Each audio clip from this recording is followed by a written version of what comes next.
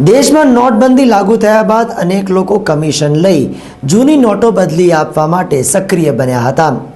તેવામાં વહેતી ગંગામાં હાથ ધોઈને 7.5 લાખ કમાઈ લેવાની લાલચે એક વેપારીએ પોતાના 22.5 લાખ ગુમાવ્યા હતા। શહેરના ગોરવા વિસ્તારમાં આવેલા શિખર ફ્લેટમાં રહેતા સુરેન્દ્રસિંહ મનહરસિંહ ચૌહાણ, જેઓ પોતાની એક રેસ્ટોરન્ટ ધરાવે છે, જ્યારે નોટબંધીના સમયમાં વધુ રૂપિયા કમાઈ લેવાની લાલચમાં આવી લાખોની રકમ ગુમાવી બેઠા। સુરેન્દ્રસિંહે તેમના અન્ય મિત્રો સાથે ભેગા મળી રૂપિયા 22.50 લાખની મત્તા ભેગી કરી હતી। રેસ્ટોરન્ટ માલિકના મિત્રે ફોન કરી જણાવ્યું હતું કે એક બિલ્ડર પાસે જૂના દરની રૂપિયા 30 લાખની નોટો છે, જે તેમને વટાવવાની છે અને તેની સામે રૂપિયા 22.50 લાખની નવી નોટ આપવાની રહેશે, જેથી 7.5 લાખ કમાવાની લાલચમાં આવી જતા લાખો રૂપિયાના ખાડામાં ઉતરી ગયા હતા। ગત તારીખ 26 ડિસેમ્બરના રોજ તાંદલજા વિસ્તારમાં રહેતા જાકીર અબ્દુલ લતીફ, ખાલિદ રસુલભાઈ વાઘેલા રહેવાસી ગરાસિયા મહોલ્લો ગોરવા અને જાવેદ નામનો શખ્સ પસાભાઈ પાર્ક પાસે આવેલા કોમ્પ્લેક્સની ગલીમાં નોટો વટાવવા માટે આવી પહોંચ્યા હતા, જ્યાં ઉપરોક્ત ચારે ઠગબાજોએ રૂપિયા 30 લાખની ચિલ્ડ્રન બેંક ઓફ ઇન્ડિયાની નોટ ભરેલો થેલો સુરેન્દ્રસિંહના હાથમાં આપ્યો હતો અને તેમની પાસેથી રૂપિયા 2000 અને રૂપિયા 100ના દરની નોટોના બંડલ મળી કુલ રૂપિયા 22.50 લાખની ચલણી નોટ ભરેલો થેલો બદલી રફુચક્કર થઈ ગયા હતા। જોકે થોડા સમય બાદ રેસ્ટોરન્ટના માલિકે થેલો ખોલીને જોતા તેમાંથી રૂપિયા 30 લાખના ચિલ્ડ્રન બેંક ઓફ ઇન્ડિયાની 1000ના દરની બનાવટી નોટો મળી આવી હતી। 26 ડિસેમ્બરે 2016માં આ ઘટના બની હતી, જેમાં જાકીર, ખાલિદ અને જાવેદ આ 3 જણા હતા, પણ એ લોકોએ ત્રણેના નામ હિન્દુ આપ્યા હતા। જાકીર એનું પોતાનું નામ આપ્યું હતું જય રાણા, જાવેદે નામ આપ્યું હતું જીગર અને ખાલિદ નામની સામે એ ખાલી રેકડી કરતો હતો, સામે ઉભો રહ્યો હતો અને મને એવું કીધું કે ભાઈ આણંદના બિલ્ડરના રૂપિયા છે આવી રીતે અને આપણે આવી રીતે કરવાના છે, એટલે મેં એમને મારી 2000 અને 100ની નોટો 22,50,000 રૂપિયા આપ્યા અને સામે એ લોકોએ મને 30 લાખ રૂપિયા આપ્યા, જે ડુપ્લિકેટ નોટ હતી 1000 રૂપિયાની।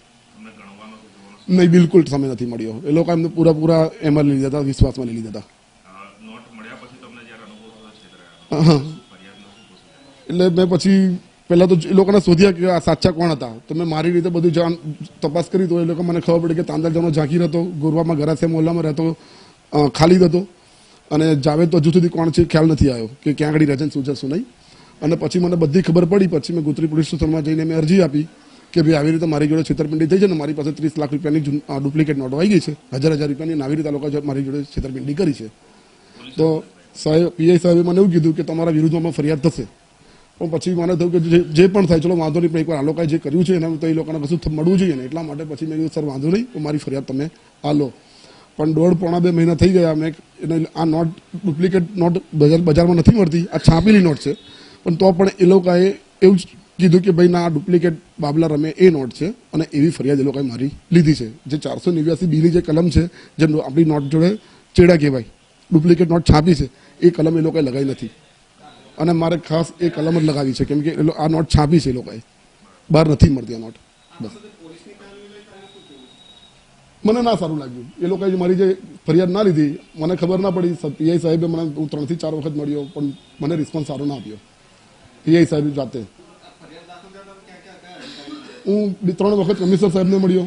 2 વખત એસીબી સાહેબને મળ્યો અને 5-6 વખત પીઆઈ સાહેબને જાતે મળ્યો।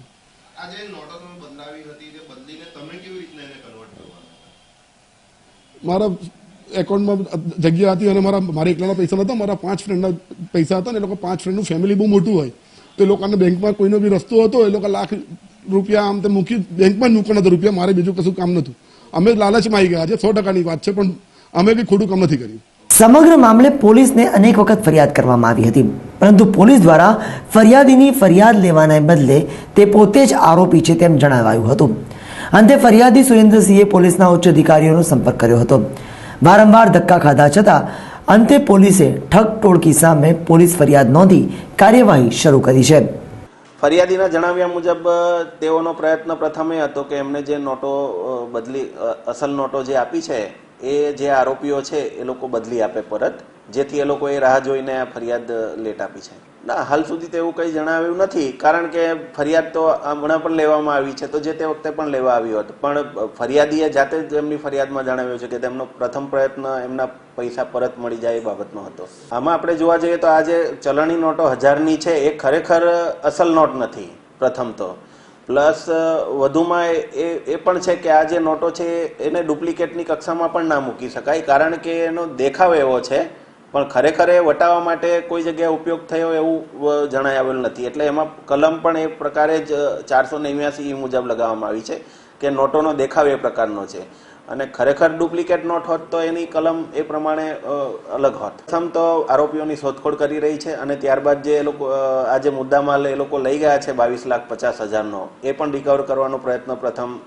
પોલીસનો રહેશે. એ હકીકત હાલ સુધી કોઈ એવી કાગળ પર આવી નથી, અને કદાચ એવું આરોપી પકડાય પછી આ હકીકત જાણવામાં આવશે તો એ પણ એ બાબતે આપને બ્રીફિંગ કરવામાં આવશે. આ પ્રકારે ચલણી નોટ પધરાવી છેતરપિંડી કરનાર તત્વો દ્વારા અન્ય કેટલીક જગ્યા પર પણ છેતરપિંડી કરવામાં આવી હોવાની આશંકા છે, પરંતુ ભોગ બનનાર લોકો પોતાની લાલચના કારણે પોલીસ ફરિયાદ કરતા નથી. આવા સમયે પોલીસ પણ ફરિયાદીને સહકાર આપવાના બદલે આરોપી બનાવીને સંતોષ માને છે. જો આવી ઘટનાઓમાં તટસ્થ તપાસ કરવામાં આવે તો કરોડોનું કૌભાંડ બહાર આવે તેવી સંભાવના છે.